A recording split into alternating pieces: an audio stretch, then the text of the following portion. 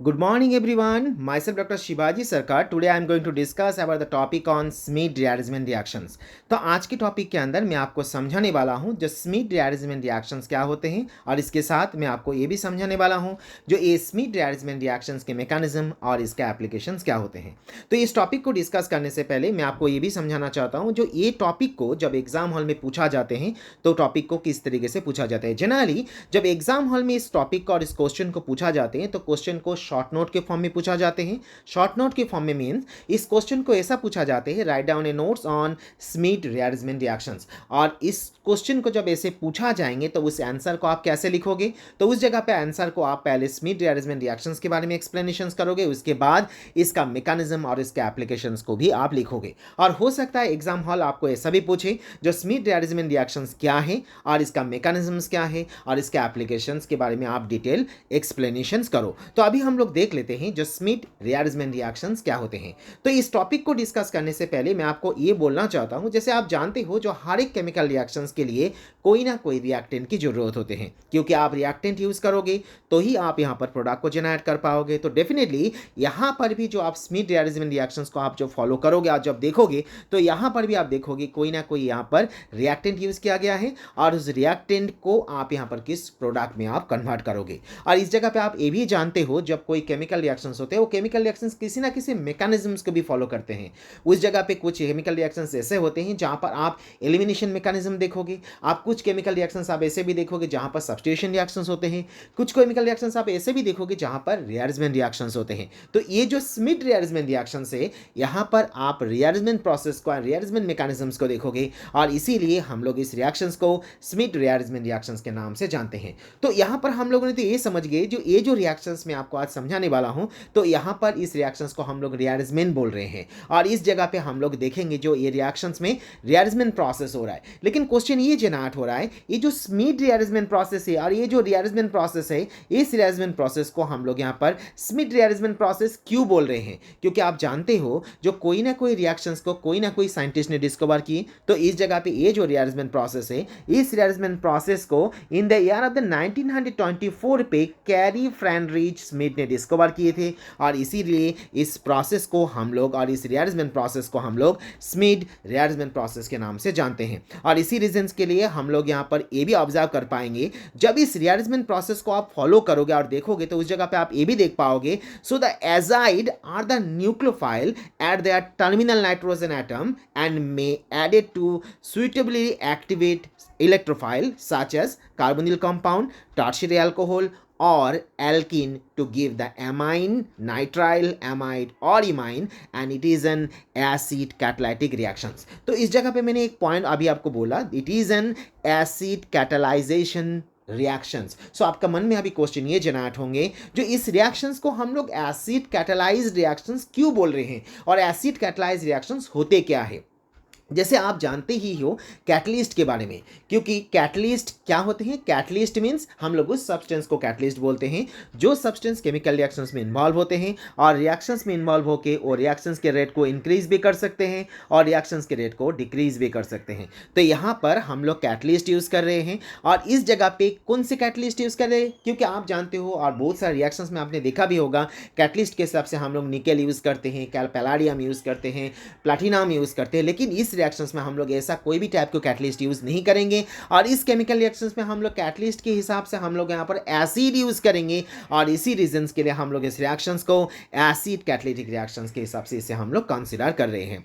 अभी आप एक पॉइंट को और इस रिएक्शंस को आप अच्छी तरीके से यहाँ पर फोकस करो। तो इस जगह पे आप देख पा रहे हो जो इस रिएक्शंस में हम लोगों ने कुछ रिएक्टेंट यूज किए। तो यहाँ पर आप ऑब्जर्व करके देखो कौन से टाइप के रिएक्टेंट यूज किए। यहाँ पर हम लोगों ने एसिड यूज किए, आप चाहो तो इस रिएक्शंस में एल्डिहाइड यूज कर सकते हो, आप यहाँ पर कीटोन यूज कर सकते हो और यहाँ पर आप अल्कोहल भी यूज कर सकते हो। दैट मीन्स मैं आपको ये समझाना चाह रहा हूँ जो ये जो स्मिथ रिअरेंजमेंट प्रोसेस है और ये जो स्मिथ रिअरेंजमेंट रिएक्शन है इस रिएक्शंस में आप रिएक्टेंट के हिसाब से एसिड, एल्डिहाइड, कीटोन और टर्शियरी अल्कोहल आप यूज़ कर सकते हो। और जब आप यहाँ पर रिएक्शंस में यूज़ करोगे ये रिएक्शंस किसके प्रेजेंस पे होने वाला है, ये रिएक्शन एजाइड के प्रेजेंस में होने वाला है और इस रिएक्शंस में हम लोगों को एसिड यूज करना है और इस रिएक्शंस में आप देख पा रहे हो हम लोग एसिड के हिसाब से सल्फ्यूरिक एसिड को यूज किए। अभी मैंने आपको समझाया क्यों हम लोग यहाँ पर एसिड यूज कर रहे हैं। यहाँ पर हम लोग एसिड इसीलिए यूज कर रहे हैं क्योंकि ये रिएक्शंस एसिड कैटालिटिक रिएक्शंस की एक एग्जांपल है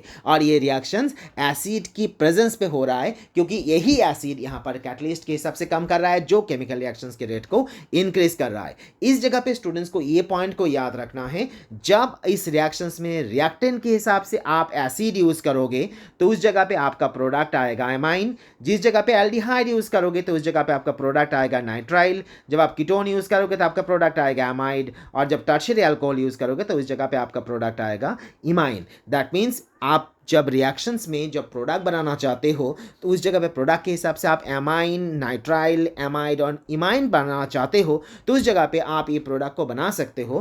कंडीशन क्या है? कंडीशन ये है आप एमाइन, नाइट्राइल, एमाइड और इमाइन को प्रिपेयर कर पाओगे कहाँ से? आप प्रिपेयर कर पाओगे एसिड से, एल्डिहाइड से, कीटोन से और टर्शियरी अल्कोहल से। लेकिन इस रिएक्शंस को करने के लिए आपको क्या यूज़ करना है? एजाइड के प्रेजेंस पे आपको सल्फ्यूरिक एसिड को यूज़ करना है। तो यहाँ पर हम लोग समझ गए और यहाँ पर हम लोगों ने देख लिए जो स्मिथ रियारेंजमेंट रिएक्शंस क्या है और इस रियारेंजमेंट रिएक्शंस को हम लोग यहाँ पर स्मिथ रियारेंजमेंट रिएक्शंस क्यों बोलते हैं। लेकिन अभी हमें देखना है जो इसका मैकेनिज्म्स क्या होते हैं, क्योंकि एग्जाम हॉल में मैकेनिज्म्स के बारे में भी पूछा जाते हैं।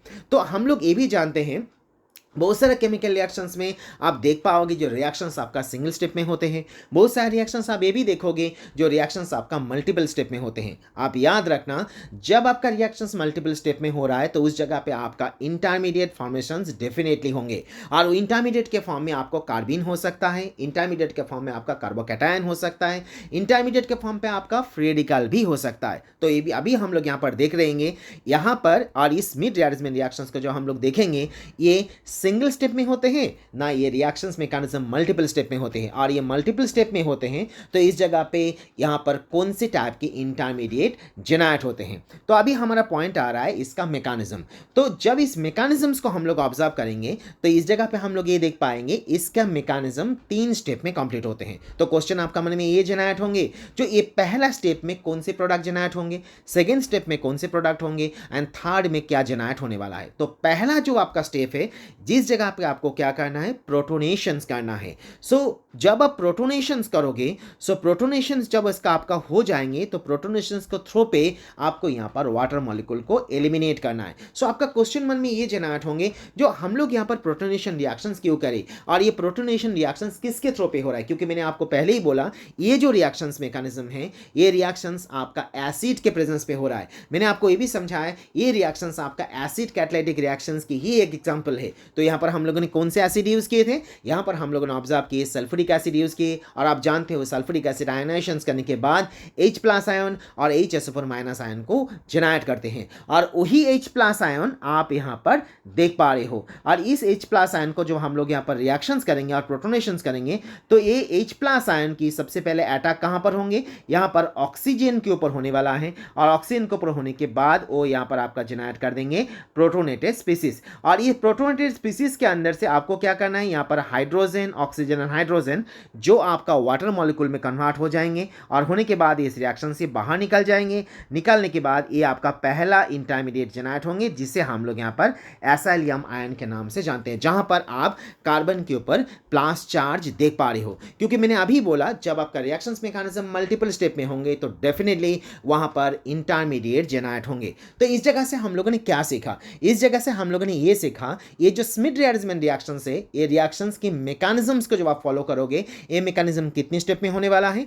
3 स्टेप में होने वाला है। पहला स्टेप में आप क्या कर रहे हो? प्रोटोनेशंस कर रहे हो। किसके प्रेजेंस पे कर रहे हो? सल्फ्यूरिक एसिड के प्रेजेंस पे कर रहे हो। इस प्रोटोनेशंस का आपका फायदा क्या हो रहा है? प्रोटोनेशन रिएक्शंस के थ्रू पे आप यहाँ पर वाटर मॉलिक्यूल को एलिमिनेट करके यहाँ से आप जनरेट कर रहे हो क्या? यहाँ से आप जनरेट कर रहे हो एसिलियम आयन। तो अभी क्वेश्चन आ रहा है सेकेंड स्टेप में क्या होने वाला है। तो पहला स्टेप में हम लोगों ने जो एसिलियम आयन आयन को जेनरेट किए, इस एसिलियम आयन के साथ हम लोग यहाँ पर हाइड्राजोइक एसिड को रिएक्शंस करेंगे। जब यहाँ पर हाइड्राजोइक एसिड को रिएक्शंस करेंगे तो ये प्रोटोनेटेड होने के बाद ये जेनरेट कर देंगे एजिडो कीटोन को, जो आप यहाँ पर जेनरेट होते हुए देख पा रहे हो। और ये एजिडो कीटोन बनने के बाद यहाँ पर आप देख पा रहे हो जो नाइट्रोजन नाइट्रोजन के साथ ट्रिपल बॉन्ड में है, ये नाइट्रोजन यहाँ पर गैस के फॉर्म में एलिमिनेट हो जाएंगे। एलिमिनेट होने के बाद यहाँ पर आपका ये जो रिएक्टेंट, ये जो इंटरमीडिएट है, ये इंटरमीडिएट आपका यहाँ पर जेनरेट होंगे। और इसीलिए हम लोग इस जगह पे वर्ड को ऐसा बोल रहे हैं और हमें इस जगह पे इस पॉइंट को ऐसा याद रखना है, द एसिलियम आयन जो पहला स्टेप में जेनरेट हो चुका है, जो हम लोगों ने यहाँ पर देखा जो फर्स्ट स्टेप में जेनरेट हो चुका है, that acylium ion now react with the hydrozoic acid to form as an protonated azidoketone. This alkyl group shift from carbonyl carbon to nitrogen atom by the help of rearrangement reactions. तो यहाँ पर हम लोगों ने observe की जो second step में इस मैकेनिज्म्स की क्या होने वाला है। अभी हम लोग देख लेंगे थर्ड पॉइंट को और थर्ड स्टेप पे, और जिस थर्ड स्टेप में हम लोग देख पाएंगे किस तरीके से यहाँ पर हमारा एमाइन और कार्बन डाइऑक्साइड जेनरेट होंगे। तो यहाँ पर थर्ड स्टेप में हम लोग ये देख पा रहे हैं जो प्रोटोनेटेड आइसोसाइनाइड आयन, जो protonated isocyanide ion is form due to the adding of the water molecule, क्योंकि हम लोगों ने पहला स्टेप में वाटर मॉलिक्यूल को एलिमिनेट किए थे और वही वाटर मॉलिक्यूल जब यहाँ पर प्रोटोनेटेड आइसोसाइनाइड के साथ रिएक्शंस करेंगे and it is undergo deprotonated to give the amine, जो हम लोग यहाँ पर देख पा रहे हैं, और उसके साथ ही साथ वो बाई प्रोडक्ट के हिसाब से यहाँ पर कार्बन डाइऑक्साइड गैस को एलिमिनेट करेंगे। तो इस जगह पे आपको याद रखना है जो आप यहाँ पर क्या कर रहे हो, आप यहाँ पर डीप्रोटोनेटेड कर रहे हो, क्योंकि आप जब यहाँ पर डीप्रोटोनेटेड करोगे तभी आपका यहाँ पर प्रोडक्ट के हिसाब से एमाइन और उसके साथ ही साथ आपका कार्बन डाइऑक्साइड जेनरेट हो जाएंगे। तो ये जो मैकेनिज्म मैंने आपको अभी समझाया, इस मैकेनिज्म में आपने क्या सीखा? इस मैकेनिज्म में आपने ये सीखा, जब पहला स्टेप में आपने प्रोटोनेटेड किए, प्रोटोनेटेड करने के बाद आपने वहाँ पर एसिलियम आयन को जेनरेट की। एसिलियम आयन के बाद आप जब रिएक्शंस कर रहे थे और उस जगह पे रिएक्शंस करने के बाद आप यहाँ पर एसिलियम आयन से आपने सेकेंड स्टेप में आप रिअरेंजमेंट प्रोडक्ट को जेनरेट की। और थर्ड स्टेप में हम लोगों ने किया थर्ड स्टेप में हम लोगों ने the protonated isocyanide ion is form due to the addition of water molecule. आपको इस जगह पे इस पॉइंट को अच्छे तरीके से याद रखना है। जब थर्ड स्टेप में पहुंच रहे हो उस जगह पे आपने क्या की, प्रोटोनेटेड आइसोसाइनाइड आयन आपका जेनरेट हो चुका है, जो जेनरेट हो रहा है कैसे, by the addition of water molecule. जो वाटर मॉलिक्यूल को हम लोगों ने क्या किए थे, पहला स्टेप में हम लोगों ने एलिमिनेट किए थे and it undergo deprotonated reactions to give the amine and carbon dioxide. That means पहला स्टेप में हम लोगों ने प्रोटोनेटेड किए और थर्ड स्टेप में हम लोगों ने यहाँ पर डीप्रोटोनेटेड के माध्यम से हम लोगों ने यहाँ पर एमाइन और कार्बन डाइऑक्साइड को जेनरेट किए। तो यहाँ तक हम लोगों ने ऑब्जर्व कर लिए जो यहाँ पर स्मिथ रिअरेंजमेंट रिएक्शंस क्या होते हैं, इसका मैकेनिज्म्स क्या होते हैं। अभी हम लोग जान लेंगे जो इस रिएक्शंस की एम और इसके एप्लीकेशंस क्या होते हैं, क्योंकि इस एम को आप समझ जाओगे तो उस जगह पे आप समझ जाओगे इसका एप्लीकेशंस क्या होते हैं। तो इस जगह पे इस वीडियो को बोलने से पहले ही और इस वीडियो को समझाने से पहले ही मैंने आपको समझा दिया था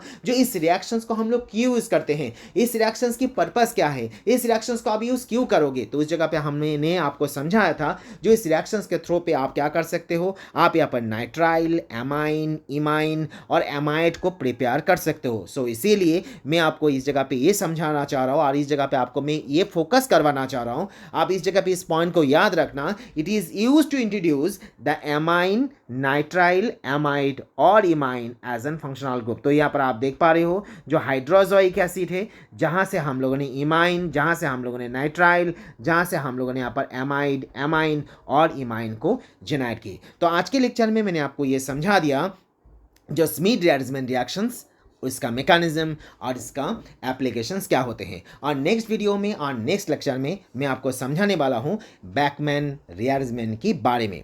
और ये पॉइंट बोलने से पहले और इस वीडियो को कंप्लीट करने से पहले मैं आप सभी स्टूडेंट्स एंड सभी व्यूअर को एक ही पॉइंट बोलना चाह रहा हूँ। जो वीडियो को लेक्चर को आप जब देखोगे प्लीज़ लास्ट तक देखना, और उसके साथ ही साथ मैं सभी स्टूडेंट्स एंड सभी व्यूअर के पास मेरा एक ही रिक्वेस्ट है, वीडियो को प्लीज़ लास्ट तक देख के उसके साथ प्लीज़ इसको कमेंट करना और और उसके साथ ही साथ आप इसको लाइक भी करना, क्योंकि आप कमेंट एंड लाइक करोगे तो मुझे बहुत ही ज़्यादा अच्छा लगेगा और उसके साथ ही साथ मैं नेक्स्ट वीडियो और नेक्स्ट लेक्चर को और भी ज़्यादा अच्छी तरीके से उसको बना पाऊंगा और आपको मैं सपोर्ट दे पाऊंगा. So thank you everyone and every students for your support, for your love and for your valuable comment.